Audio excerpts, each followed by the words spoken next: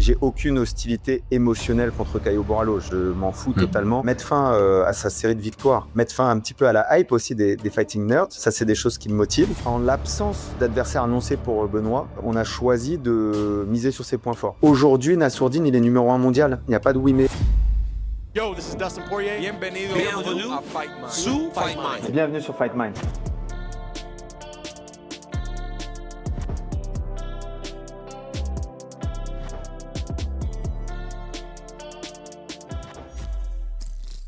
Cette vidéo vous est présentée par notre sponsor Unibet.fr. On doit commencer par là. Nassourdine avait l'option d'être le backup pour Dricus du Plessis contre Khamzat Chimaev. Il a annoncé ne plus l'être car certaines conditions ne lui convenaient pas. Il attaque directement sur un call-out de Caio Borralho, je pense même dans le même post Twitter. Peux-tu expliquer les raisons derrière la volonté de rester actif en regardant relativement loin derrière lui plutôt que de s'asseoir sur un title shot qu'il mérite amplement? De deux choses l'une. La première des choses, c'est que faut comprendre qu'un combattant, il est bon quand il est actif. Une des raisons du succès de Nassourdine sur l'année passée, c'est une grosse activité qui lui a permis d'être très à l'aise dans la cage. Et donc ça, c'est quelque chose qu'on veut conserver, une grosse activité avec des objectifs précis.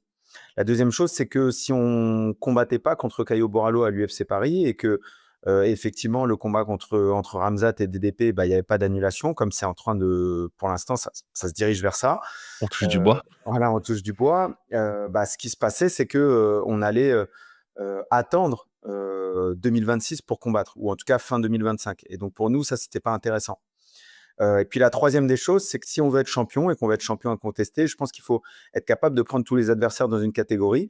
Et soit on va les battre au moment où on monte vers le titre, soit on va les battre une fois qu'on est au titre. Mais en tout cas, rester actif et ne pas se cacher, ça a été notre politique depuis le début de cette aventure. Donc on a continué sur cette lancée. Il y a un élément, je pense, auquel les gens ne pensent pas spécialement, mais c'est aussi l'aspect financier. C'est vrai que si tu attends en tant que combattant, c'est ta source. En général, c'est ta source de revenus principale. Et donc, le fait de combattre, ça permet aussi d'assurer un peu un salaire derrière. Et une petite question subsidiaire, c'est à quel point le fait d'avoir l'opportunité d'être le combat principal à Paris a joué aussi dans ce choix? Non, en réalité, on savait que si on combattait à l'UFC Paris, on serait main event. C'était déjà. Faut comprendre qu'en fait, le combat contre Caio Borralho, il était proposé au même moment que le backup était proposé. C'est-à-dire que ce qui était proposé, c'était l'alignement des deux combats, le backup avec le combat de Caio Borralho, comme une forme de cap package. Vous vous préparez pour être backup, et si ça ne passe pas en tant que backup, vous serez à l'UFC Paris contre Caio. Le truc, c'est que ça, pour moi, c'est quelque chose qui peut être intéressant quand il y a un délai entre les deux qui est assez important. Là, le délai entre les deux, il était très court, 3 semaines. Et donc, ça veut dire que dans ce délai-là, il fallait se préparer pour 2 adversaires, donc DDP ou Khamzat, enfin plus contre DDP que contre Khamzat, mais disons contre les deux. Ensuite, aller aux États-Unis, faire le poids aux États-Unis, repartir en France, recommencer un cycle de prépa pour Caio et refaire. Et donc, nous, on avait mis en place des conditions particulières qui permettaient d'envisager d'être backup et à la fois d'être sur l'UFC Paris. Et quand on a vu que ces conditions elles devenaient un petit peu trop compliquées à être respectées, on a préféré privilégier la performance à l'UFC Paris. Je comprends. Si j'entends bien, le combat contre Caio a été proposé il y a un certain temps. Je ne sais pas si c'était avant ou après les provocations de Caio Borralho, mais est-ce que ça a joué dans l'envie de demander ce combat du côté de Nas? Ça joue et ça joue pas en même temps. C'est-à-dire que l'intérêt médiatique d'un combat, il est important pour nous aussi, au-delà du simple intérêt du numéro. L'intérêt médiatique, c'est-à-dire que je ne sais pas combien il est classé aujourd'hui, Vettori, ou je ne sais pas combien est classé Dolidze. C'est des combattants, Dolidze probablement qui est assez bien classé. Mais pour autant, c'est pas un combat qui susciterait autant d'engouement qu'un combat contre Caio. Clairement pas. Et donc, clairement, nous, pour un main event à l'UFC Paris, on veut un combat qui ait du sens, mais aussi qui motive les foules, quoi. C'est important pour nous de faire un banger. Et je pense que ce combat, oui, dans cet aspect trash talk, il y avait cet aspect de « Ok, ça va intéresser beaucoup de monde, ce combat ». Et est-ce que, on a déjà parlé des émotions de Nassourdine, on sait qu'en début de carrière, c'était un point d'attention, un facteur X dans ses combats, et ça semble avoir été très très bien travaillé sur ces 2-3 dernières sorties. Maintenant, on sent que Caio veut de nouveau jouer sur cet aspect-là. Je vais te poser une question plus générale, donc pas par rapport à Nassourdine, mais quel est ton avis sur combattre avec ses émotions, comme on peut exprimer? Est-ce que c'est bénéfique? Est-ce que c'est contre-productif? Ou alors est-ce que c'est quelque chose à nuancer d'un point de vue individuel ou d'un point de vue contexte? Je vais te répondre en 3 parties. La première partie, ça va être sur Nassour. J'ai l'impression qu'il le prend vraiment de manière détente. Ce qu'il me disait hier, c'est qu'il s'échange des DM avec Caio où il se charrie un peu. Et voilà, en DM, ça plaisante un petit peu. Et donc, tu vois, il a l'air d'avoir le recul nécessaire sur l'événement. Et je pense que le cadre aide beaucoup. Et nous qui l'entourons, on est vraiment, enfin, tu vois, moi, j'ai aucune hostilité émotionnelle contre Caio Borralho. Je m'en fous totalement. Ce qui m'intéresse, c'est l'aspect sportif. Et après, il peut dire ce qu'il veut sur les réseaux. Il n'y a aucun moment où ça va m'énerver. Donc, tu vois, ce détachement du groupe, je pense que ça aide aussi à détacher le combattant en lui-même. Ça, c'est le premier aspect pour Nassour. Ensuite, le deuxième aspect, c'est l'utilité des émotions dans un combat. Et j'irai plus loin dans le camp d'entraînement. Je Ouais. pense que pendant le camp, l'émotion, ça peut être une source d'énergie qui peut être intéressante. C'est-à-dire, j'ai pas envie de me faire battre par tel adversaire, je dois le battre, j'ai cette envie, j'ai cette motivation et au quotidien, dans certains moments, ça me permet d'être plus motivé, d'être plus déterminé, d'être plus concentré. Et ça, je pense que ça peut être un outil. Hem, je pense qu'on l'a tous vécu. Tu l'as certainement vécu toi aussi en tant que compétiteur, où tu t'entraînes et tu as le champion de ta catégorie et tu veux battre le champion de ta catégorie. Et quand tu t'entraînes, tu penses à lui et tu te dis voilà comment je peux faire pour continuer à progresser, voilà pourquoi c'est important, etc. Et je pense que tout compétiteur, il a ça en tête.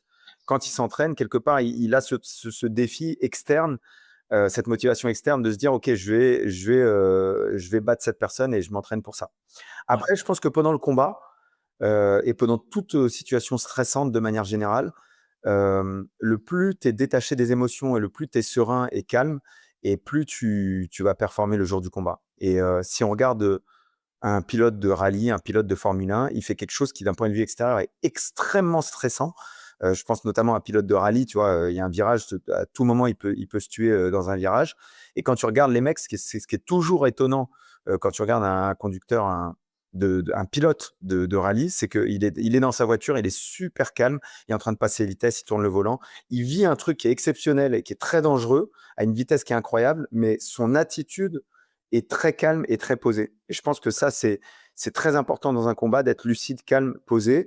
Et tu sais, c'est un truc qu'on dit souvent aux boxeurs. On dit qu'un boxeur de haut niveau, quand il prend un coup, il surréagit pas au coup. Il a pris le coup, c'est un fait, ça s'est passé. Et maintenant, il va continuer à adapter sa stratégie. Alors que le boxeur de bas niveau, il va prendre un coup, il va tout de suite y aller pour t'arracher la tête. Et donc, finalement, il va tomber dans un piège.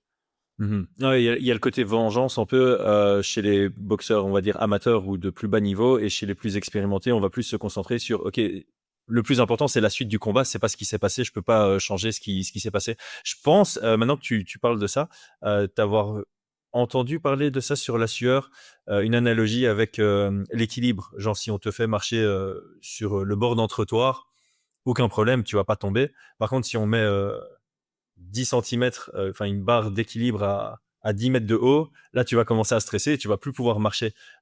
Tu peux un peu élaborer ça et faire le lien avec combattre avec ses émotions. Je pense que c'est un peu en parallèle. En fait, j'expliquais que la performance motrice, elle dépend de l'environnement. Et trop souvent, on a décontextualisé la performance motrice. C'est-à-dire qu'on a un combattant qui est capable de réaliser une tâche, qui est capable d'exécuter une technique, comme on va dire un peu vulgairement. Donc, je sais pas, il est capable de faire une technique de judo, une projection de judo. Et ensuite, en combat, il n'arrive pas nécessairement à faire la projection de judo.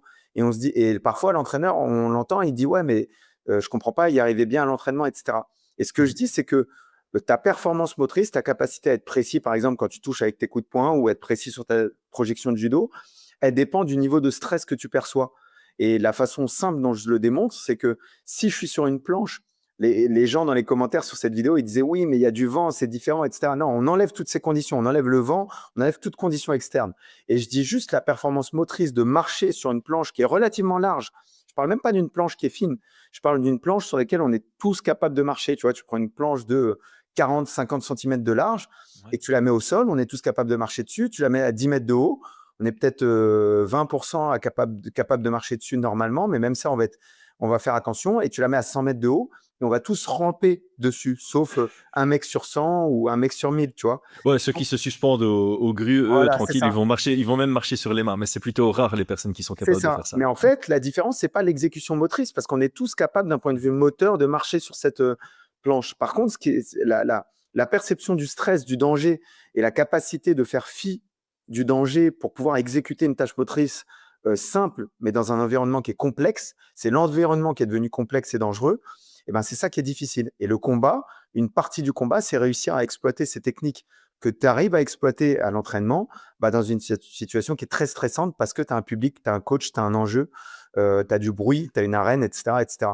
Et Ouais, et puis en sparring, tu peux te permettre de te faire contrer, par exemple, alors que dans un combat, tu peux te faire contrer, prendre le KO, et puis tu perds 6 mois de ta carrière parce que tu es sur une défaite pendant 6 mois jusqu'au prochain combat. Donc il y a et le risque et aussi, comme tu dis, le contexte et l'importance du contexte qui fait que tu n'as pas le droit à l'erreur. Donc ouais, le stress augmente par rapport à ça. exactement, il y a un stress qui est énorme, il y a une réponse à donner dans une vitesse qui est très élevée.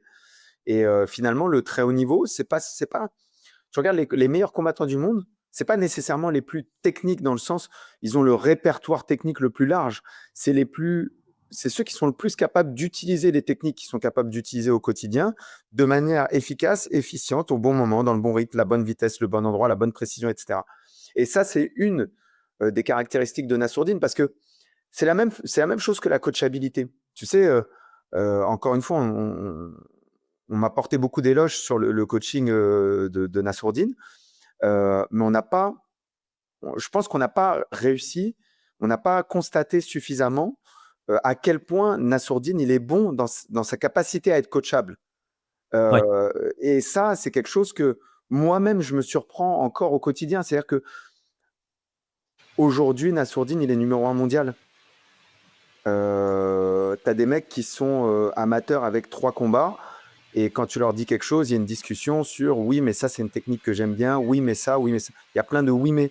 Avec Nassourdine, il n'y a pas de oui, mais. C'est-à-dire qu'il est là et il écoute, il prend les informations, il rentre chez lui, il analyse les informations, il regarde la vidéo et il te fait un retour et te dit ah ouais, effectivement, à ce moment-là, j'étais un peu crispé, c'est pour ça que ça s'est passé comme ça, j'ai compris. Et le lendemain, il va tenter d'appliquer la chose.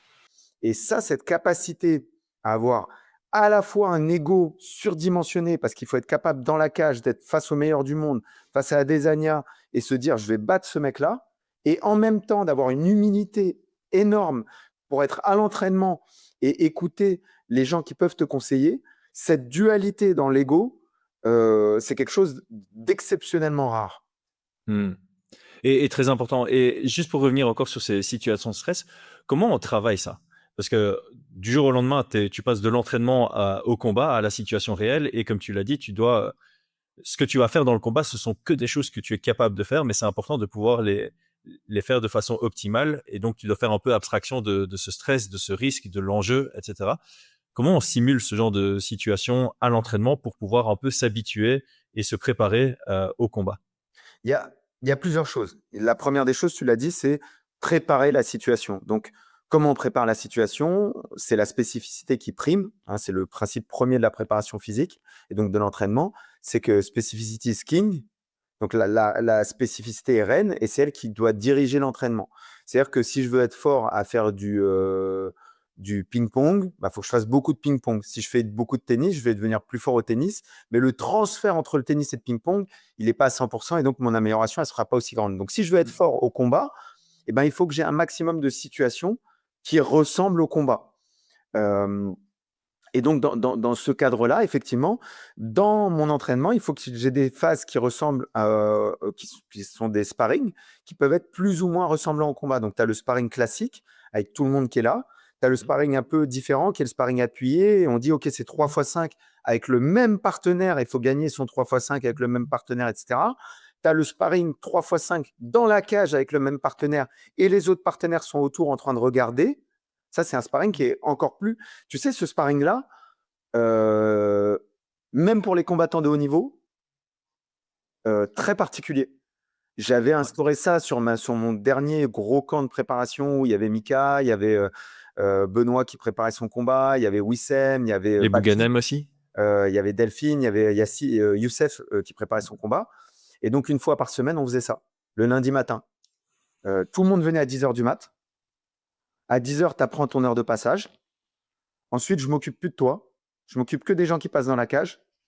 Ok. Et tu sais, à 10h30, c'est toi. 11h, c'est toi. 11h30, c'est toi. 12h, c'est toi. Tout le monde est filmé. Et tu as ton adversaire, 3x5. À la fin des 3x5, c'est fini. Si tu n'as pas tout donné, il n'y a pas de 4x5, il n'y a pas de machin. Si tu t'es pas assez échauffé, tant pis.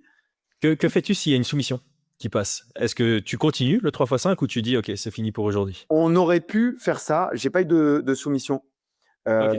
Mais on aurait pu faire ça. Là, j'avais fait un 3x5 où non, il n'y a pas de ça continue même s'il y a un finish. Tu viens quand même prendre tes minutes parce que je pense que ça peut être aussi intéressant de se dire, bah, s'il y a une soumission, on arrête. Et si ça a duré 3 minutes, ça a duré 3 minutes. À la semaine prochaine pour le nouveau phénomène, ça rajoute un peu ce truc de j'ai pas le droit à l'erreur. Ça, je le faisais avec Nassourdine pour Canonnier quand on cherchait vraiment un finish. Et je lui disais, écoute, je lui disais pas l'entraînement est terminé si tu as le finish. Je lui disais, si tu as le finish, le round est terminé. Lui, il avait 2 adversaires par round. Et donc, ça veut dire s'il finissait le premier ou le deuxième, parce que souvent, quand tu as 2 adversaires par round, tu te conserves pour le deuxième. Ouais. Et donc, je lui disais, si tu finis le premier, tu as toute la récup jusqu'au prochain round. Donc, tu as un élément qui te motive pour te dire, OK, je vais récupérer ce qui me permettra d'être plus performant sur la suite. Voilà, une clé de motivation pour le finish. Et juste pour revenir donc, au sparring du lundi qu'on faisait à l'époque au Venom, beaucoup de stress et beaucoup de déperdition dans la qualité des sparring par rapport au sparring d'entraînement classique. Et tu avais les vétérans, tu vois, tu avais les mecs comme Mika qui se sublimaient ce jour-là. Parce que c'est des mecs du combat, c'est des mecs qui ont 30, 40 combats d'expérience. Et donc, il arrive, il fait sa routine et c'est se sublimer ce jour-là. Donc, c'est drôle comment un test aussi simple que ça, qui est quasiment le plus proche du combat qu'on puisse faire. Après, le niveau d'intensité supérieur qu'on peut faire, c'est ce qu'on fait avec Nassourdine. Et là encore, une fois, c'est là où on voit que Nassourdine est exceptionnel parce que ce truc-là, lui, Nassourdine, il le fait quasiment tous les jours. Pas tous les jours, mais on a beaucoup de sparring tests avec Nassourdine. Mais il a cette faculté d'encaisser ces trucs-là, d'encaisser la pression psychologique, d'encaisser la pression physique de ça. Et surtout, avec lui, souvent, on le fait avec 2 partenaires sur 5 minutes. Donc, par exemple, hier, on a fait, c'était Ahmed et Jorik. OK. Pour le même round. Et donc, le fait de le faire si souvent, parce que tu parlais de Mika, par exemple, Mika Lebou, qui a cette expérience de combat, et du coup, plus tu as de combat ou plus tu as ce genre de sparring, plus le combat devient un peu un jour comme un autre. Et en fait, c'est peut-être ça l'objectif. Si le combat devient un jour comme un autre, t'enlèves en fait toute cette partie stress qui peut te faire planter sur tes mouvements, tes choix, etc. Ouais, c'est exactement ça. Le but, c'est de minimiser le stress du combat, de faire en sorte que tu performes le jour du combat au moins aussi bien qu'à l'entraînement. Et après, pour finir de répondre à ta question, il y a vraiment une forme d'individualisation là-dessus. C'est-à-dire que il y a des athlètes qui vont, dès les premiers combats, être très, très, très, très, très relax. Cyril Gane, meilleur exemple. Tu vois, premier combat de MMA, il a fait des trucs que certaines personnes ne feront jamais pendant toute leur carrière, tu vois. Une C'est à son détente, une premier combat, vision. Ouais, double coup de poing, vision, détente, sa boxe, sa tente des guillotines, tu vois. Enfin voilà, un niveau de stress très, très faible. Et puis, il y en a qui ont besoin il y en a qui y arriveront jamais. Ce sera toujours très stressant pour eux. Et puis, il y en a qui ont besoin de beaucoup de combats et beaucoup d'expérience et qui, au fur et à mesure des années, progressent. Et là, il y a un plafond génétique qui est compliqué de connaître avant il faut tester, quoi, en fait. Il faut tester. Et il y en a qui arrivent bien, il y en a qui arrivent pas. Et après, tu vois, tu rencontres un mec comme Georges Saint-Pierre, il va t'expliquer à quel point il était stressé pour tous les combats et pourtant c'est un des meilleurs combattants de tous les temps. Et puis tu as des mecs qui sont pas stressés mais qui sont pas bons combattants. Donc après, la corrélation entre le niveau de stress et la capacité à bien combattre, elle n'est pas linéaire. C'est pas forcément parce que tu stresses pas que tu es le meilleur combattant. Mais réussir à normaliser l'événement d'un combat de MMA, ça aide à performer de la meilleure des façons. Revenons maintenant sur le combat face à Caio. Qu'est-ce qui, toi, en tant qu'entraîneur, t'excite dans la préparation? Encore une fois, comme d'habitude sur Fightmind, sans donner d'éléments qui pourraient servir à Caio. Bah, Caio, c'est un profil. Déjà, je trouve qu'il est énormément sous-estimé. peut-être parce que c'est le numéro 7 de la catégorie et qu'on fait des espèces de calculs mathématiques, tu vois, en disant numéro 1, numéro 7, ah ouais, c'est loin, donc machin. Moi, je trouve que c'est un adversaire qui est très, très, très solide. Il a 16 victoires d'affilée, il a 7 victoires d'affilée à l'UFC. Il a beaucoup de finishes. Il a des finishes de façon différente. Il est capable de faire mal avec ses genoux, avec ses coudes. Il est capable d'amener au sol, sur différents types d'amener au sol. Il est capable de boxer. Il est capable de kicker. Il est capable au sol de contrôler. Il est capable de soumettre. Donc, c'est un adversaire qui est très complet, qui a pas mal de similitudes avec Nassourdine, si on regarde bien, que ce soit dans sa capacité à se déplacer, que ce soit dans sa capacité à être complet. Et qui est un adversaire qui, en plus, physiquement, est lourd et solide physiquement.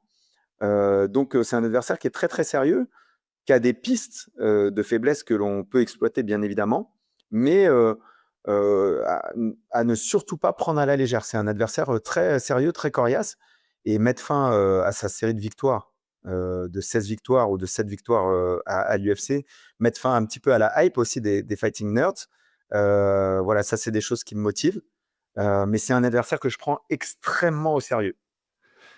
Tu parles justement des fighting nerds. Est-ce que on les connaît comme étant très stratèges et si on regarde le reportage sur les fighting nerds, on voit que Caio fait aussi partie de ce mindset très analytique, très chaque combattant est une énigme et moi je suis là pour résoudre l'énigme. Est-ce que ça change quelque chose à la préparation de savoir que cette fois-ci particulièrement, il y a quelqu'un qui va venir extrêmement bien préparé par rapport au profil de Nassourdine? Écoute, est-ce que ça change ce qu'ils vont faire? Je sais pas. Est-ce que ça change le degré de concentration avec lequel je veux m'assurer que on a tout bien programmé? Oui, parce que encore une fois, je les prends très au sérieux et donc je me dis que tout ce que je connais et tout ce que je vois de Caio et de Nassourdine, si moi je le vois, eux, ils peuvent le voir et donc je prends ça très, très, très au sérieux. Là, c'est marrant, j'ai commencé par faire le tour de tous les combats de Caio, pour faire l'analyse vraiment de Caio Borralho, de son style, de ses points forts, de ses points faibles. Et là, maintenant, je commence à faire le tour des interviews, justement, à plus me concentrer sur sa vision, son entraîneur, etc. Donc, je suis en train de faire ça pour aussi voir un petit peu avec quelle approche mentale il va aborder ce combat. Et puis, il aborde de manière générale sa préparation. C'est pas que j'avais pas forcément pas, je connaissais pas bien leur équipe, leur mentalité. J'avais pas passé beaucoup de temps dessus, tu vois, parce que Ouais. tu sais, souvent on le sait en fait, l'entraîneur, il est focus sur ses combattants et ce qu'il fait. Et il peut pas être focus sur ce que, tu vois, si l'entraîneur il commence à être focus sur ce que tous les autres entraîneurs ils font, ben, en fait, il est en retard puisqu'il est en train de copier ce que les autres font. Donc, j'avais entendu la hype autour d'eux, j'avais entendu que c'était un très bon entraîneur, j'avais entendu leur approche, etc. Je m'étais pas, j'avais pas pris le temps de me renseigner sur eux jusqu'à présent. Là, c'est quelque chose que je suis en train de faire. Tu auras du contenu sur Fight Minds parce qu'on avait fait une vidéo avec Brian qui analyse leur succès et on a interviewé le data analyst qui s'occupe d'aider à la préparation des game plans. Je t'enverrai ça après. Non, c'est déjà dans mes favoris. Ah, ok. Ouais, non, j'ai mis, en fait, j'ouvre, tu sais, j'ouvre plein de vidéos. Et après, je Ouais, les mets ouais. dans les favoris, puis après, je les regarde et puis je les éjecte. Trop bien, Donc, ça va être. Je serai intéressé d'en parler en off par rapport à ça après. On s'attend tous à Benoît Saint-Denis en co-main event. On va parler hypothétique pour pas que tu doives donner d'informations ni quoi que ce soit. Si c'est le cas, tu seras le head coach du main et du co-main event. Est-ce que tu as déjà réfléchi à comment gérer les échauffements, les instructions de dernière minute et ce genre de détails? Écoute, je l'ai jamais fait à cette échelle-là, mais c'est quelque chose que j'ai fait beaucoup par le passé. On a vu sur Ares où j'avais 4 combattants, comme main event. On a vu sur, enfin, tu vois, j'ai fait les championnats du monde X fois, championnats d'Europe, et puis j'ai fait plein d'autres coins, plein d'autres. Tu sais, tu as connu cette époque où on allait à l'étranger, tu allais avec une équipe de 2-3 gars et tu étais tout seul. Tu vois, tu avais même pas une Ouais. team avec toi. Et fallait échauffer les gars, aller les faire combattre. Ensuite, tu revenais, tu passais à l'autre, etc. Donc, c'est quelque chose qu'on sait faire. À ce niveau-là, on a des athlètes qui sont très autonomes. C'est-à-dire que Nassourdine, il n'a pas besoin de moi pour s'échauffer. Il a besoin de moi dans le coin.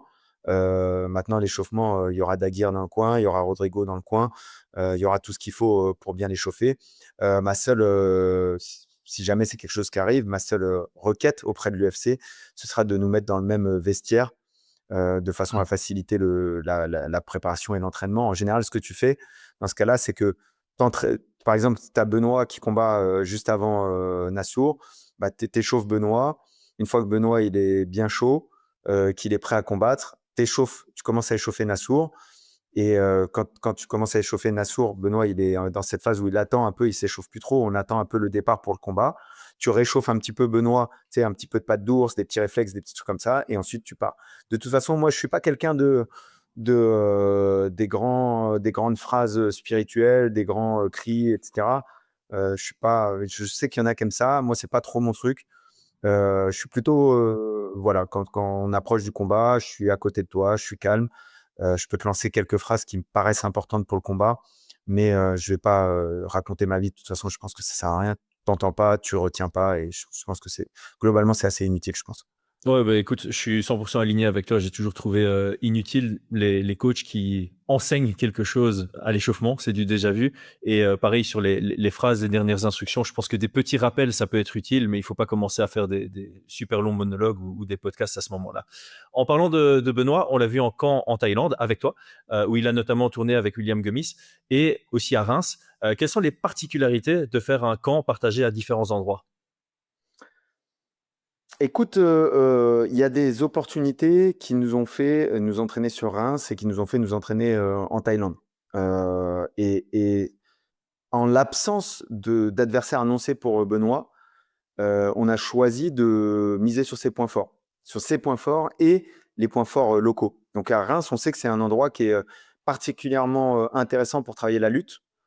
Et nous, on a eu la chance là-bas de pouvoir tourner avec Ruslan Valiev, donc champion du monde de grappling, qui était numéro 2 en Russie sur la lutte libre, qui était dans l'équipe de Sotteville en lutte. Voilà, un très, très, très, très bon lutteur, en plus d'être un bon grappleur. Tourné avec Anthony Dizzy, pareil, champion d'Europe junior de lutte. Le palmarès qu'on connaît en MMA. Et puis un autre Dagestanais là-bas qui est un des professeurs de l'ETT, Abdallah. Et on a eu la chance de pouvoir tourner avec eux. Donc je savais qu'eux étaient sur place. Ils nous ont accueillis de la meilleure des façons. Et donc c'était très intéressant pour nous de tourner avec eux en lutte, en grappling et puis en MMA. Donc on a beaucoup mis l'accent là-dessus. Et puis ensuite, quand on a été en Thaïlande, bah, j'ai cherché un entraîneur très fort dans le clinch thai. On a une chance énorme parce qu'on est tombé sur Yod. Je dis pas son nom entier parce que je peux l'écorcher. Donc Yod, qui est une légende de la boxe thaï et du clinch thai en Thaïlande, qui a battu Sunshine notamment, qui a un clinch thai qui est légendaire. Et donc on a choisi simplement, on passait une semaine en Thaïlande, on a choisi simplement en fait de dire, tu sais quoi, au lieu de s'éparpiller sur une semaine, on va prendre un coach de clinch thai et on va travailler le clinch thai avec lui tous les jours la même situation, tous les jours le même coach, tous les jours la même chose. De façon à ce que quand tu reviens, il y ait au moins 2-3 automatismes qui ont été créés et qui te permettent de progresser. Et franchement, c'était un travail qui était super intéressant. Vraiment super intéressant, passionnant, avec des choses qui s'adaptent au MMA, des choses qui s'adaptent moins, mais en tout cas des choses qui s'adaptent très bien au style de Benoît. Donc ouais, super intéressant d'aller chercher l'expertise à l'endroit où on va. Moi, mon conseil, si je peux conseiller les auditeurs, si vous allez à un endroit, adaptez votre entraînement aux forces locales. C'est-à-dire que si tu vas à Austin et que tu veux travailler ton pied-point, bah, c'est pas le meilleur endroit pour travailler son pied-point. Par contre, si tu es à Austin et que tu choisis de travailler ton sol, bah, tu as les meilleurs clubs de sol du monde. Et donc, c'est un très, très bon endroit pour le faire. Et donc, la qualité de ton entraînement et de ta progression, surtout pour nous, athlètes de MMA, va dépendre des choix de club et d'orientation que tu vas faire selon l'endroit où tu es. Je pense que oui, ça paraît logique, mais c'est important d'insister là-dessus. Et c'est bien parce que tu parles de Austin pour ce qui est sol, tu parles de Bang Tao pour ce qui est clinch thai. Là, tu vas vraiment chez des spécialistes d'un sport spécifique qui a donc des différences importantes avec le MMA.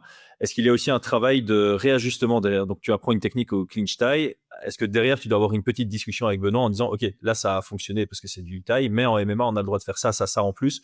Donc, il faut légèrement ajuster ta position ou légèrement ajuster ce que tu viens de voir pour que ça fonctionne aussi dans notre sport. Ouais, moi, ce que j'aime beaucoup, c'est tu as pris l'info avec un spécialiste et maintenant, on va tester. Et faut tester contre des partenaires qui sont solides, bien sûr. Et on va tester, on va voir si ça marche. Et si ça marche et qu'il n'y a pas de contre-indication, c'est-à-dire que la façon dont ça fonctionne, il n'y a pas de danger, on garde la technique.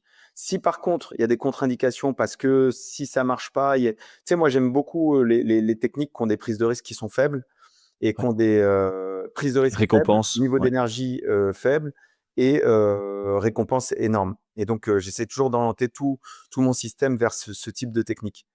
Et à partir du moment où ça réunit ces conditions-là et que ça fonctionne contre des mecs qui sont à haut niveau, bah, je suis non dogmatique, c'est-à-dire que je peux garder n'importe quelle technique. J'ai pas de Et en souci. fait, c'est bien parce que tu l'apprends pour Benoît qui voyage là-bas et tu la récupères pour tous tes élèves sur place. En tout cas, ceux pour lesquels ce genre de technique s'inscrit bien dans leur type de jeu. Concentrons-nous sur le Bang Tao et peut-être sur la Thaïlande aussi. Qu'est-ce que ça vaut? Parce qu'on voit beaucoup d'athlètes de MMA se préparer en Thaïlande, malgré que, comme on vient de le dire, la spécialité en Thaïlande, c'est la boxe thaï, le muay thai. Il doit y avoir des raisons. Est-ce que tu peux nous éclairer sur les raisons pour lesquelles beaucoup de combattants de MMA font même la totalité de leur préparation en Thaïlande? Alors moi, là, je vais parler vraiment de ma petite et courte expérience, hein. Je vais pas faire le connaisseur, mais ce que j'ai pu observer, ce que j'ai pu constater et ce que j'ai pu en tirer comme conclusion. Et je vais parler du Bang Tao particulièrement parce que je connais pas les autres clubs, les autres gyms. Bang Tao, ce qu'on a premièrement, c'est un club qui est immense. C'est-à-dire que tu as une surface de tatami pour le grappling, pour la boxe thaï, pour la prépa physique.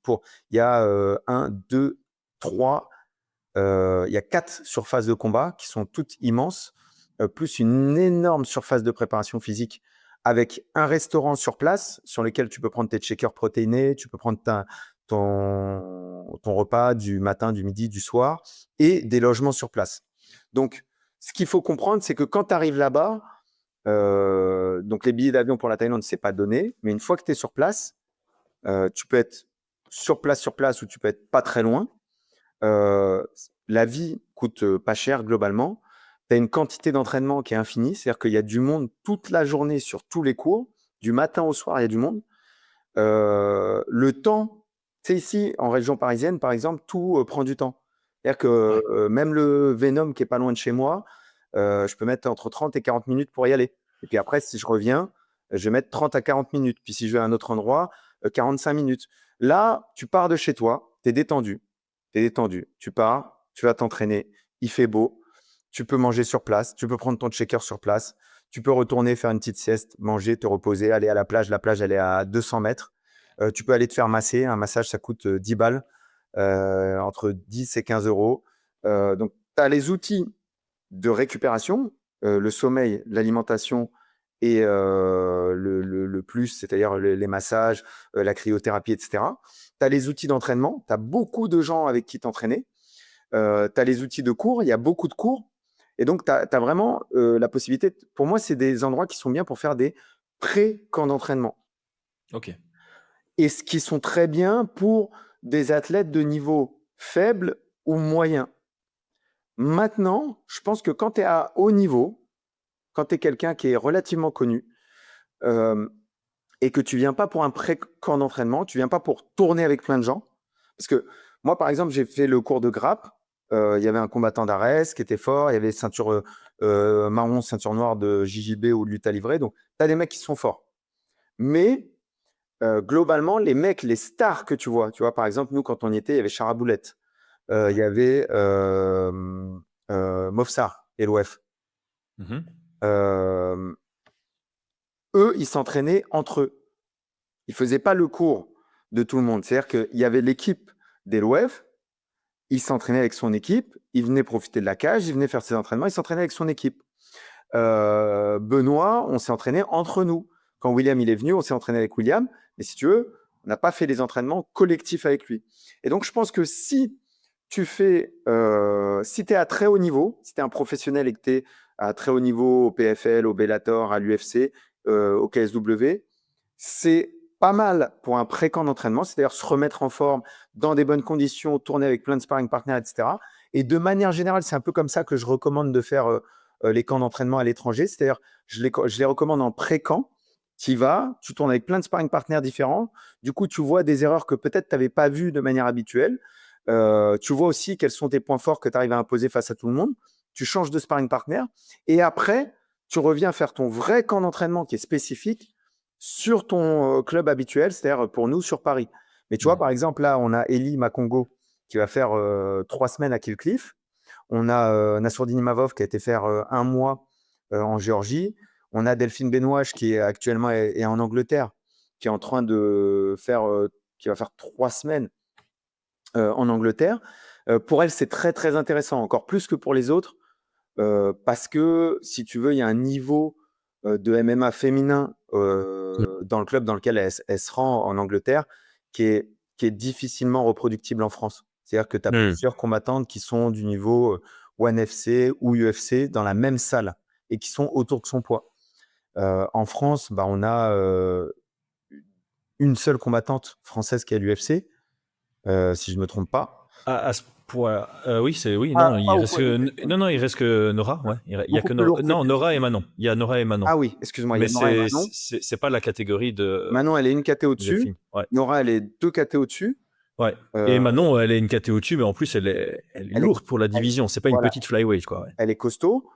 Et puis après, on a quelques étrangères qui sont là, mais qui sont aussi plus lourdes. Donc, c'est compliqué de retrouver le même niveau de compétitivité en France pour un tatami féminin. Alors que là, en Angleterre, elle a ce truc-là. Nassourdine, il avait des très, très bons lutteurs en Géorgie. Eli, là, en allant à Kill Cliff, il va retrouver des très bons combattants de MMA. Donc, tu vois, sur les spécialités striking, sol, lutte, pas forcément des mecs bien meilleurs qu'en France, mais par contre, sur le MMA, il va affronter un niveau d'opposition qui va être très élevé. Et donc, de la même façon qu'on le disait tout à l'heure, il faut savoir ce que tu viens chercher quand tu vas dans un club à l'étranger. Faut aller chercher quelque chose de très spécifique. Et après, la préparation pour ton adversaire à toi, je trouve que c'est très compliqué de faire mieux que ce qu'on fait en France. Parce que tu as plus de contrôle sur ce que tu fais. Voilà, parce qu'on a beaucoup de contrôle.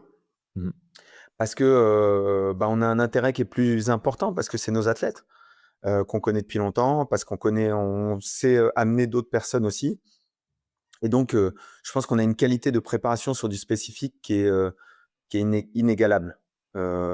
Et qui même, dans le temps, je pense que la qualité de préparation spécifique, elle sera différentielle, même au niveau mondial. Je pense qu'il y aura de plus en plus d'étrangers qui viendront en France se préparer et s'entraîner, parce que quand ils vont comprendre la qualité des entraînements qu'on peut leur offrir, je pense qu'il y en a beaucoup qui vont délaisser des gyms étrangers dans lesquels il y a beaucoup de monde, mais il y a une personnalisation des entraînements qui n'est pas aussi importante. On va revenir un peu là-dessus sur la toute dernière question. J'en ai une avant, et d'ailleurs, ça fait une très bonne transition. On vient d'avoir l'annonce de Cyril Gane. Il est bel et bien le challenger pour la ceinture incontestée contre Thomas Pinal. Est-ce que tu as un petit mot à dire sur ce combat? Bah, je suis super content. Déjà, c'est marrant parce que j'ai partagé la story de ça. Et Nas, dès qu'il a vu ça, il m'a dit putain, je suis trop content. C'est une putain de nouvelle, quoi. Donc, tu sais, parfois, tu vois, les médias, ils tentent un peu d'opposer les combattants français, tu vois, de les mettre en concurrence, en opposition. Qui est la tête, qui est le visage du MMA français, qui machin, qui bidule. Et la réalité, c'est que quand tu es avec eux, quand tu es avec Benoît, quand tu es avec Aldric et que tu es avec Manon, quand tu es avec Nas, quand tu es avec Cyril, parce que tu vois, c'est que chacun souhaite que son alter ego aille prendre la ceinture et aille performer à l'UFC, tu vois. Tout le monde se dit, bah, j'espère que Benoît, Nas, il se dit, j'espère que Benoît, il va gagner. Benoît, il se dit, j'espère que Nas, que Cyril, il va gagner. Manon, elle se dit la même chose. Tu vois, tout le monde souhaite que son prochain gagne et l'emporte. Et donc, ouais, non, super. Je suis super content pour Cyril. Je discutais avec lui récemment et il me disait voilà, qu'il s'entraîne très sérieusement, qu'il prend l'entraînement très au sérieux. Il a toujours pris l'entraînement très au sérieux, mais si tu veux, il y a un moment où il s'est dit, tu sais quoi, là, je suis dans l'ombre, je me mets dans l'ombre, je fais mes gros entraînements, lutte, MMA, grappe, je dis rien, je mets rien sur les réseaux, je m'entraîne dur, et quand la date elle va tomber, je vais être prêt pour la date. Et je lui disais, pour moi, bah, ce combat, c'est un peu voilà, c'est la consécration. Il faut que tu fasses ce combat. C'est ce combat qui va prouver que tu es le meilleur au monde, ou c'est ce combat qui va dire, bah non, finalement, il y a un mec qui est plus fort que toi. Mais quoi qu'il arrive, c'est le seul et unique combat à faire dans la KT. Et puis, c'est le combat qui va permettre de sceller ta dynastie, comme on dit, ta legacy, ton histoire. Et je fais un petit aparté là-dessus, parce que tu dis, il a décidé de se mettre dans l'ombre. Je pense qu'à un moment, c'est un bon choix. Il y a toujours cette carrière parallèle qui est importante. T'es un combattant, mais tu deviens aussi une personnalité publique un peu avant l'UFC, et surtout quand tu rentres à l'UFC. Et en tout cas, ça peut t'ouvrir des portes. On parle souvent de la communication comme quelque chose qui t'ouvre tes portes, te donne des meilleures opportunités, ce genre de choses. Mais il y a aussi un moment où il faut pouvoir se concentrer sur le côté sportif, parce que c'est ça qui parle le plus. C'est en enchaînant les victoires que tu montes, et c'est pas en enchaînant les défaites et en parlant sur les réseaux que tu vas continuer à monter. On a un peu vu ce phénomène avec Morgan, qui a beaucoup utilisé les réseaux. Et je pense que ça a été en dehors de son niveau, ça a été une des raisons pour laquelle l'UFC a été intéressé par lui et l'a signé au final. Et dès le moment où il a signé à l'UFC, qui était son premier objectif, on sait que son deuxième objectif, c'était d'aller chercher des victoires à l'UFC, il a complètement coupé sa communication, enfin, quasi complètement. En tout cas, le niveau de communication avant et après l'UFC, ça a drastiquement changé et il s'est concentré sur le sportif et je pense que c'est très important. Du côté de Cyril Gane, je pense qu'il est aussi à un niveau en termes de personnalité publique. Maintenant, tout le monde le connaît, tous ceux qui suivent les sports de combat le connaissent. Il n'y a plus qu'une chose qui est importante pour lui. C'est plus de gagner des followers, c'est de gagner les combats. Donc, je pense que c'est intéressant pour lui de se mettre dans l'ombre, de plus trop faire parler. Et comme l'a dit Nassourdine dans un de ses réels il n'y a pas longtemps, finalement, les actions pèsent plus que les mots. Beaucoup plus, surtout quand tu es à haut niveau. Comme tu dis, il y a un vrai facteur qui est différenciant à plus bas niveau dans la communication. À partir du moment où tu rentres à l'UFC, c'est vraiment tes résultats sportifs. La communication, elle va être importante, mais tes résultats sportifs vont dicter la vitesse d'avancée de ta carrière. Et quand tu mets beaucoup de finish, beaucoup de KO et que tu es spectaculaire et que tu dis ce que tu penses, juste faire ce travail-là, avec peut-être un peu des petits vlogs une fois de temps en temps, un peu comme le fait Nassourdine ou comme le fait Benoît, c'est largement suffisant. Tu n'as pas besoin d'une communication quotidienne comme tu en avais besoin pour accrocher à peu près du monde autour de toi, comme tu le fais quand tu es débutant, entre guillemets. Ouais. Alors, en fait, ceux qui parviennent à le faire, tant mieux. Mais je pense que la priorité doit rester sur je progresse et je fais mon maximum pour être à mon meilleur niveau à l'instant T et pour la semaine prochaine aussi. Et le temps qu'il me reste, ben, je choisis. Idéalement, je peux l'utiliser pour la communication parce que ça va ouvrir de nouvelles portes. Et ça dépend aussi du contexte parce que certains, comme Cyril Gane, n'ont plus besoin de faire cet effort supplémentaire, surtout que maintenant le combat est signé. Alors maintenant, je terminerai bien là-dessus pour un peu revenir sur le niveau en France. Personnellement, je suis très impressionné parce que par ce que fait la France en MMA. C'est pas légal depuis longtemps, on a tendance à l'oublier. Avant, ça s'entraînait en MMA, mais ça combattait en pancrace en début de carrière. Et puis c'est au moment où certains en pancrace avaient un bon palmarès qui commençaient à intéresser les promotions européennes pour pouvoir combattre vraiment en MMA. Et en peu de temps, depuis la légalisation, il y a quand même eu un pic où il y a eu 13 athlètes français signés en parallèle à l'UFC. Cyril Gane a eu la ceinture intérimaire. Il obtient ici sa 3e chance pour le titre. Manon vient de combattre pour le titre. Nassourdine le mérite déjà, mais là, clairement, il est à une victoire de son title shot. Il y a actuellement 3 Français dans le top 3 de leur division, 2 Français en plus dans leur top 15, un qui flirte avec le top 15. Est-ce que tu as une hypothèse sur ce succès? Déjà, je voulais mettre un peu de lumière là-dessus, parce que sur les réseaux, ça critique beaucoup les combattants français. Et au final, quand tu fais un résumé, c'est absolument incroyable ce qui se passe en France par rapport au MMA. Donc, est-ce que tu as une hypothèse? Et j'appelle ça un succès, moi, personnellement. Alors, plusieurs choses. Déjà, je te renvoie le compliment parce que le MMA belge se porte bien. Merci. Avec gros succès sur le PFL en Belgique, avec des combattants qui étaient très forts. Et j'aime beaucoup ce que je vois sur le MMA belge, notamment sur le MMA belge professionnel, avec des gars comme l'équipe de Sendo qui performent, qui communiquent, mais qui performent à côté avec des super combats, un super niveau technique, une super mentalité, et qui font beaucoup d'échanges avec la France. C'est ce qu'on voit beaucoup. Et moi, j'aime beaucoup cette fraternité pour progresser et aller performer à l'étranger. Donc, ça, c'est le premier point. Ensuite, le deuxième point, je pense qu'on était déjà fort en MMA. Simplement, on nous envoyait dans des bourbiers, quoi. Quand moi, j'allais combattre au Cage Warrior ou quand j'allais coacher au Cage Warrior à l'époque, tu sais, quand on va affronter Paddy Pimblett en 2016 avec Teddy Violet, Paddy, il arrive avec 3 kilos en plus. Il est à 69 kilos, alors qu'on l'a vu à poil dans les couloirs, tu vois, plusieurs heures avant la pesée. Donc, il était en cutting toute la nuit. Il arrive à 3 kilos en plus. Et Boyle, le président du Cage Warrior, il nous dit soit vous acceptez le combat comme ça, sans upgrade la bourse, sans prendre 20% sur la bourse, soit vous acceptez le combat, soit on annule le combat tout de suite. Et donc, on était dans un bras de fer qui était totalement en notre défaveur. Et globalement, on venait se servir de faire valoir. Moi, j'ai été prévenu pour Cage Warrior une semaine avant le combat. Et j'ai été prévenu pour combattre à 66 kilos.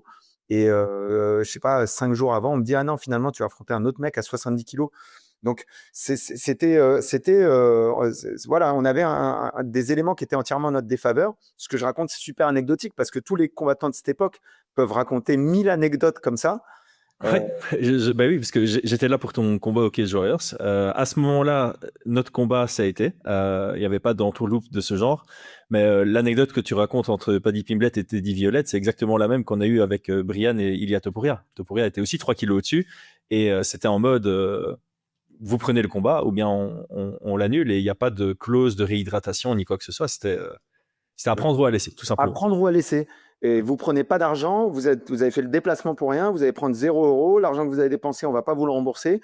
Donc on était dans des conditions qui étaient défavorables. Mais si tu regardes les gars de l'époque, Taylor Lapillus qui avait gagné le 100% fight, Saladin Parnasse qui avait gagné le 100% fight, Francis Ngannou qui avait gagné le 100% fight, Michael Lebou pareil, et ben, ces mecs-là qui s'affrontaient sur le sol français, c'est des mecs qui ont performé par la suite à l'UFC. Ouais. Donc, quand tu vois ça, tu dis que le niveau était déjà élevé. Ouais. Je pense que le niveau était élevé parce que, encore une fois, on bénéficie en France. Et là, je vais mettre en exergue on va presque parler d'économie, mais je vais mettre en exergue les 2 systèmes qui permettent à la France de réussir. Il y a d'un côté un système étatique presque communiste, socialiste, avec l'établissement de gymnastes partout en France, avec la possibilité de profiter d'aides financières qui sont très très importantes, que ce soit d'aide au logement, que ce soit d'aide parce que tu es éducateur sportif dans ta ville et en réalité tu travailles très peu d'heures, voire parfois pas du tout, et tu peux t'entraîner à plein temps, ou parfois tu as travaillé un petit peu et puis tu touches le chômage pendant 1 ou 2 ans. Et toutes ces conditions, elles font que la facilité, le coût d'entraînement, le coût de l'heure d'entraînement, si on faisait un coût global de l'heure d'entraînement en France, il est extrêmement faible. Il relève souvent du centime quasiment. C'est-à-dire que si tu regardes le nombre d'heures que tu t'entraînes par rapport à combien ça te coûte en France, de manière générale, bah, ça fait que le coût d'entraînement, il est très très faible. Et on a un réseau d'entraîneurs qui est très fort. On a de très très bons entraîneurs formateurs en France, notamment dans toutes les spécialités. Alors surtout le striking, parce qu'on a un MMA à la française qui est particulier. On a un très bon striking, on a une bonne anti-lutte. Ouais. On a une lutte offensive qui est moins bonne, mais on a une bonne anti-lutte. On a une lutte offensive qui se renforce avec notamment tous les caucasiens qui viennent en France, parce qu'il y a une immigration caucasienne qui est due aussi aux situations, aux situations politiques qui ont lieu dans les pays du Caucase, la Tchétchénie, le Daghestan, etc. Et donc, on a une immigration de ces pays-là qui fait que le niveau de lutte, il a aussi monté, notamment en lutte libre, mais il a monté localement. C'est-à-dire que si tu regardes aujourd'hui l'équipe de France de lutte, c'est que des Caucasiens, c'est que des Tchétchènes ou des Dagestanais. Mais par contre, c'est que des Tchétchènes et des Dagestanais qui ont grandi en France. Donc, ils ont la mentalité tchétchène dagestanaise, ils ont les gènes de ces pays-là, mais ils ont eu la formation de lutte en France. Je ne dis pas forcément par des Français, parce que ça peut être par d'autres Caucasiens. Ouais. Mais en France, ça a eu lieu. Et donc, aujourd'hui, on a un niveau dans les sports de combat de manière générale qui est très élevé. On a un niveau sportif. On sait que sur les sports co, on est peut-être le meilleur pays au monde. Donc, on a un système communiste socialiste qui nous permet d'avoir tout ça. Et en parallèle de ça, donc dans ce système-là, il y a aussi, il faut parler de la fédération de MMA et du travail de Lionel Bressefin et de Johnny Frachet avec cette vision de Lionel, parce que moi, il avait cette vision depuis longtemps. Sur laquelle moi, on a eu des grands débats avec Lionel parce que j'avais cette vision de dire, bah non, pas forcément, tu vois, le MMA s'est développé aux États-Unis sans l'aide de l'État, tu vois, c'est juste les individualités qui ont permis le développement. Et lui, il avait cette vision de dire, non, non, nous, on va faciliter le développement en créant des règles pour les amateurs, en créant un circuit amateur qui va être très fort, en créant la MMA League. C'est une invention incroyable, la MMA League. C'est-à-dire que tu appelles ta mairie, si la mairie te prête une salle, tu appelles la fédération, tu dis j'ai une salle pour telle date, et la fédération s'occupe d'organiser une MMA League dans ta ville. C'est incroyable. C'est incroyable. Ouais. Et cette histoire avec l'augmentation du niveau moyen en se disant on va faire des passages de grade, on va créer des formateurs, on va créer des formations pour que le niveau moyen s'élève, sur lequel il y avait beaucoup de moqueries au départ. Oui, il y a des grades en MMA, ça n'a pas de sens, etc. Bah si, ça avait un sens parce que le sens, c'était d'augmenter le niveau de base. Et effectivement, si tu es à Paris, et je dis pas, il y en a qui vont croire que je dénigre la province, j'adore la province. Mais je dis juste qu'on a une concentration de talents et une concentration d'entraîneurs, etc., qui est plus importante sur Paris. Et effectivement, en province, parfois, le petit entraîneur de province qui est dans une petite ville et qui n'a pas accès à toutes ces formations, à tous ces trucs, c'était compliqué pour lui. Aujourd'hui, avec la fédération, il a accès à un socle de formation qui lui permet d'augmenter son niveau technique, même si il n'est pas au quotidien dans un des grands clubs français de MMA. Et donc, ce mélange-là de système communiste, socialiste, étatique qui aide le développement de la discipline avec des entrepreneurs individuels, c'est-à-dire des Aldric Cassata, qui a dévoué les 15-20 dernières années de sa vie à créer un gym dans lequel je pense qu'il a passé 15 ans, dans lequel il n'y avait pas de rond, il n'y avait pas d'argent. Mais il était tellement passionné qu'il a continué. Enfin, tu vois, quand je dis il n'y avait pas d'argent, il y avait suffisamment d'argent juste pour lui. Oui, c'est de survie, quoi. C'était de survie, ouais. Voilà, de survie. Et aujourd'hui, peut-être, je lui souhaite en tout cas qu'il s'en sort bien, mais ça fait 15 ans ou 20 ans qu'il est là, tu vois. Des gens comme Fernand Lopez, qui à l'époque crée le MMA Factory, le CrossFight d'abord, puis le MMA Factory, c'est-à-dire une entreprise en disant, comme j'ai créé une entreprise, je vais pouvoir synchroniser la préparation physique, l'entraînement du MMA et faire venir des spécialistes, parce que c'était ça l'idée du Factory à la base, faire venir des spécialistes de la boxe, de la lutte, du Muay Thai, etc., et faire monter le niveau grâce à ça. Et donc, ce mélange de choses-là, d'initiatives individuelles, que ce soit Fernand Lopez, Aldric Cassata. Aujourd'hui, Fernand Lopez, quand même, Aldric, il a disputé sa première ceinture UFC. Fernand, il va disputer sa 3e ou 4e ceinture UFC. Il y a ceinture intérim qu'ils prennent. Il y a 3e chance pour Cyril. Ouais. Première contre Francis. Et là, ce sera la 4e. Ouais. Donc aujourd'hui, des initiatives individuelles comme celle-ci, comme moi je fais de mon côté, et le mélange du système étatique font que on permet l'éclosion de la performance de haut niveau, avec un socle de base qui est la masse de pratiquants et avec un socle d'élite sur lesquels on a des conditions d'entraînement qui sont particulières. Et aujourd'hui, pour moi, encore une fois, je parlais d'un point de vue économique, on est sur une phase de passation où effectivement, les athlètes comprennent qu'on ne peut pas avoir des conditions d'entraînement qui ressemblent à celles… Parce que là, Gordon Ryan, le meilleur pratiquant de JJB au monde, il a ouvert sa salle. Sa salle, pour s'entraîner dedans, le mois, tu payes entre 3 et 400 $ le mois pour t'entraîner dans sa salle. Tu as tes 2 ou 3 cours par jour et tu as le top de l'enseignement mondial. Mais il y a un moment, il faut comprendre aussi en France qu'on ne peut pas avoir une salle dans laquelle on s'entraîne dans les meilleures conditions du monde, on forme les meilleurs combattants du monde, et ça, on peut le dire aujourd'hui, parce qu'un mec comme Nassourdine Imavov, il est numéro 1 mondial. Donc, on sait qu'en faisant des camps en France, on peut être numéro 1 mondial, et on veut toujours payer 50, 100 ou 300 € à l'année en ayant ces conditions de travail. Non, il faut comprendre que pour ces conditions de travail, il faut aussi investir sur soi. Et aujourd'hui, moi, je trouve que les athlètes qui s'en sortent le mieux, c'est les athlètes qui comprennent le principe d'investissement sur soi, que ce soit l'investissement sur soi sur les réseaux sociaux ou l'investissement sur soi en termes financiers, de dire, quand je gagne 10 000 € dans un combat, sur 10 000 € que je gagne, il y a 20%. Il y a 2 000 €, 2 500 € qui doivent être réinvestis pour permettre de continuer ma performance. Et si quand je gagne 10 000 €, je pense que je gagne 10 000 € dans ma poche, et dans ce cas-là, mon progrès va très, très, très rapidement s'arrêter. Et c'est à nous aussi, entraîneurs, podcasteurs, etc., d'éduquer les combattants futurs en leur disant tu vas gagner de l'argent si tu acceptes de dépenser de l'argent pour toi-même. De la même manière qu'un entrepreneur, il va gagner de l'argent quand il comprend qu'il va dépenser 20% pour continuer à se former, continuer à s'améliorer, et puis récompenser ses pairs, récompenser les personnes qui l'aident à monter. Les combattants doivent comprendre que ça. Et les entraîneurs doivent comprendre que c'est aussi leur rôle. Il faut arrêter avec ce truc, parce qu'on a beaucoup d'entraîneurs aussi qui ont refusé l'argent pendant longtemps, comme si c'était quelque chose de sale. Et ensuite, on a eu ce phénomène de vieux entraîneurs, finalement, qui étaient un peu aigris, qui n'étaient pas contents, parce qu'ils avaient dédié des années de leur vie, ils avaient des week-ends à ne pas voir leurs enfants, des semaines, des soirs, etc., à entraîner les gens, et finalement, pour avoir une récompense financière qui était faible, une récompense médiatique qui était inexistante, et finalement, en fin de carrière, se dire pourquoi j'ai fait tout ça.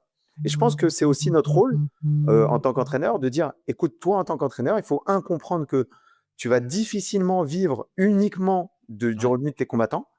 Donc, il faut que tu trouves d'autres moyens de gagner ta vie, que ce soit les cours personnels, que ce soit les stages, que ce soit les programmes en ligne, la formation, que ce soit la passation de savoir, Les euh, réseaux sociaux, ça peut les être une réseaux option aussi, sociaux. ouais.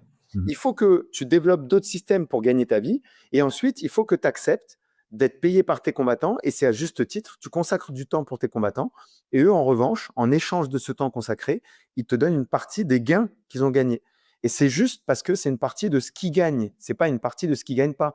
En général, un entraîneur, il prend un pourcentage des revenus.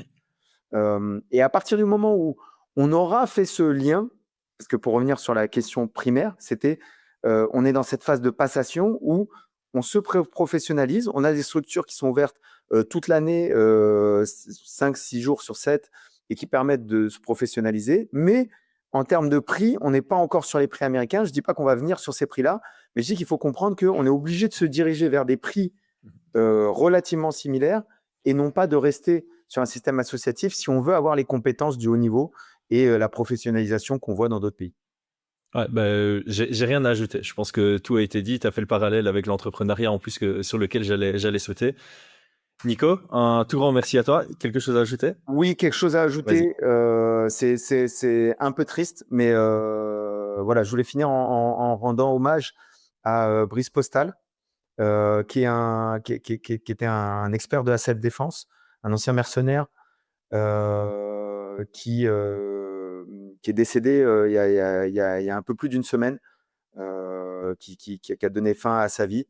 Et qui était venu il y a un petit peu plus d'un an, qui m'avait proposé de venir voilà, s'entraîner avec nous sur le tapis pro. Moi, j'avais beaucoup aimé ses interventions en self-défense parce que le reproche que je peux faire parfois à la self-défense, c'est de ne pas être très crédible. J'avais beaucoup aimé son intervention. La première intervention que j'avais vue, c'était avec Greg MMA, c'était dans un bar. Il avait mis un coup dans la trachée au mec. Le mec s'était baissé, il avait mis coup de genou dans les parties. Le mec s'était baissé, il avait mis coup de coude. Je m'étais dit, l'enchaînement est fabuleux. Et j'avais vraiment aimé son approche. Tu vois, pas juste je fais de la self-défense, mais je vais vous prouver que s'il faut y aller, bah, je vais y aller. Tu vois, et je vais me tester même contre des pratiquants d'arts martiaux. Et donc, il m'avait contacté, donc je l'avais accepté avec grand plaisir. Il était venu, il s'entraînait, il avait plus de 50 ans, il s'entraînait avec des combattants de très haut niveau, des professionnels. C'était très dur pour lui. Pour autant, il revenait à chaque séance. Il était souriant, il était humble, il était d'une gentillesse qui était incroyable. Toujours souriant, tu vois, il voulait me remercier en m'invitant, il m'avait proposé de m'inviter à faire du saut en parachute. Il avait un stand de tir, il voulait me proposer à m'apprendre le tir, etc. J'avais refusé en partie par manque de temps. Tu sais comment ça se passe, tu es dans ton Ouais. club et tu as ton emploi du temps et tu vois la gentillesse, mais voilà, tu déroges pas à ton emploi du temps. Et voilà, et donc j'ai appris la nouvelle dramatique. J'ai appris ça la semaine dernière. Ça m'a beaucoup touché, ça m'a beaucoup affecté. Ouais, je me doute. Je parlais de lui il y a 2 semaines. On était en Thaïlande avec Benoît, avec Maxime François, et je parlais de lui et je le citais en fait parmi ces gens. Bien sûr que c'était pas l'un des combattants les plus forts que j'avais, loin de là, mais il revenait à chaque fois et il était plein d'humilité, plein de courage, et il apportait, tu vois, vraiment une bonne humeur au club et une bonne énergie que j'appréciais beaucoup. Et je parlais de lui avec beaucoup de joie, toujours. On s'envoyait régulièrement des messages sur les réseaux. Et voilà. Et donc, j'ai appris la triste nouvelle la semaine dernière. Et j'ai hésité à lui rendre un hommage sur les réseaux. Et puis après, j'ai une forme de pudeur qui m'a empêché de le faire. Et donc, voilà, je voulais profiter de cette émission pour lui rendre un hommage et dire voilà à quel point on avait apprécié sa compagnie. Et voilà. Et toutes, Bah, toutes mes tu, condoléances tu, à sa famille. Voilà. tu fais bien. Écoute, sur les réseaux, j'ai toujours supporté aussi tu sais, les Paddy Pimblett qui parlent ouvertement de ceux qui sautent la vie, qui est un vrai sujet, alors un peu trop tabou, surtout en Angleterre en plus. Et donc voilà, moi j'ai toujours ce message en tant qu'homme. Moi je suis né en 89 et on a été éduqué en mode on étouffe nos émotions.